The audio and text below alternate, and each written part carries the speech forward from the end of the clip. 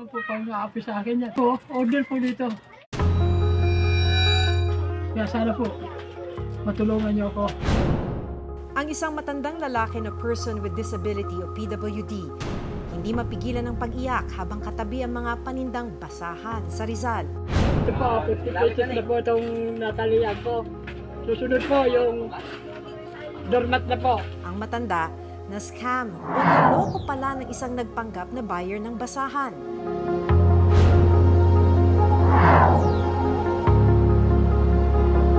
Sa mga kalsada naman ng Maynila, ulan o umaraw, matyagang naglalako ng panindang inumin ng isa pang senior citizen.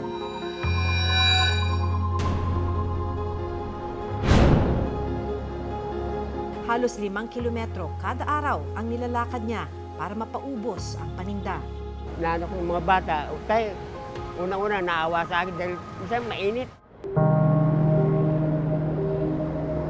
Pero bukod sa mga peligrong hinaharap niya sa kalsada, may ilang pagkakataon rin daw na naluloko siya ng ilang customer.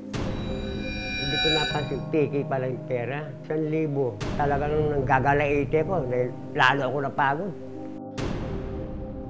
Ilan lang sila sa mga nakatatanda nating kababayan na patuloy na naghahanap buhay sa kabila ng kanilang edad.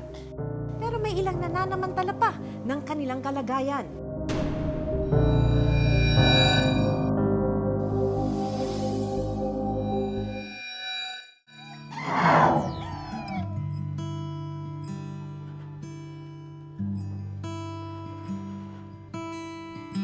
Dito sa Montalban, Rizal, nahanap namin ang matandang lalaki na nag-viral sa social media habang umiiyak katabi ang kanyang mga panindang basahan.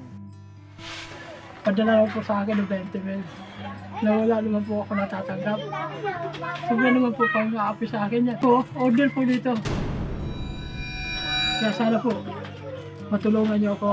Siya ang 65 years old na si Lolo Reynaldo.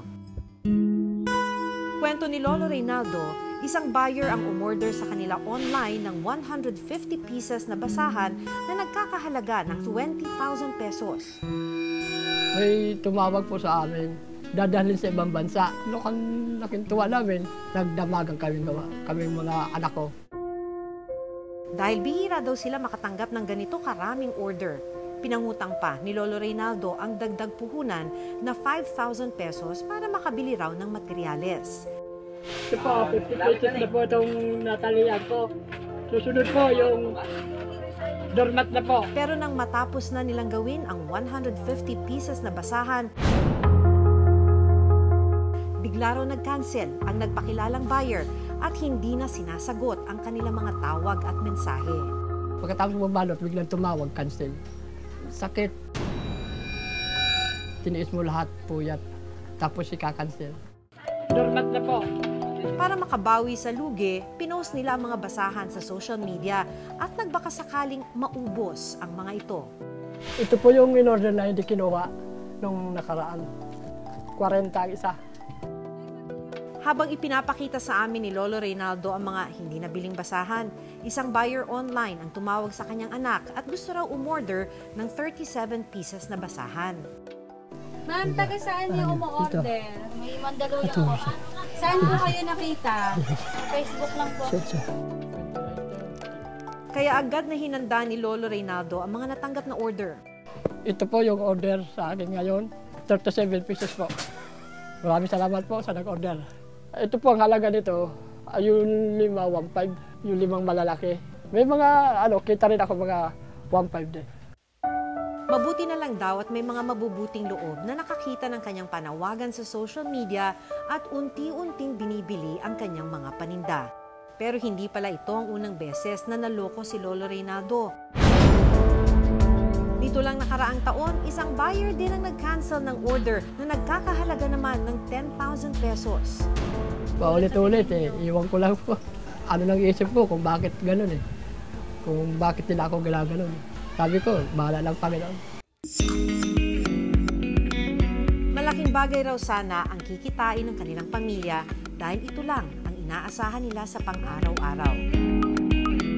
Dito lang din umaasa si Lolo Reynaldo para makabili ng kanyang gamot sa hika na madalas daw umatake sa tuwing gumagawa siya ng basahan. Ang alikabok, ma'am, sobra-sobra po. Pag ako po gumagawa, masakit po ang dibdib ko, ubo, sipon. Yung ginagawa ko, ini-spray ko para guminawa ang pakiramdam ko. Pero may mas malalim palang dahilan kung bakit tinitiis niya ang paghahanap buhay sa kabila ng kanyang edad at kapansanan. May anak po na magagraduate sa tatay, which is ako po. Kaya po nag-iipon po siya para pang next year po, na graduation po namin. Excited po sa tatay na makapagtapos po kami. Para po lahat po ng pinaghirapan niya, mapunta po sa amin. Kaya masakit para sa kanila ang paulit-ulit na panluloko sa kanyang ama. Pag gabi po umiiyak yan. Naramdaman ko po masakit po. Na-cancel po yung yung basahan. Kasi po pambukas po namin na pangkain yung kaso po na nauutal pa po. Bago kami umalis, binigyan din namin ng kaunting tulong si Lolo Reynaldo.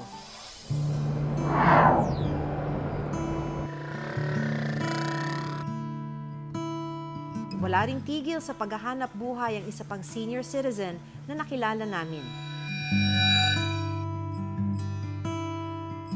Araw-araw sa harap ng isang eskwelahan sa Maynila, makikita si Lolo Francisco Celada, 69 years old.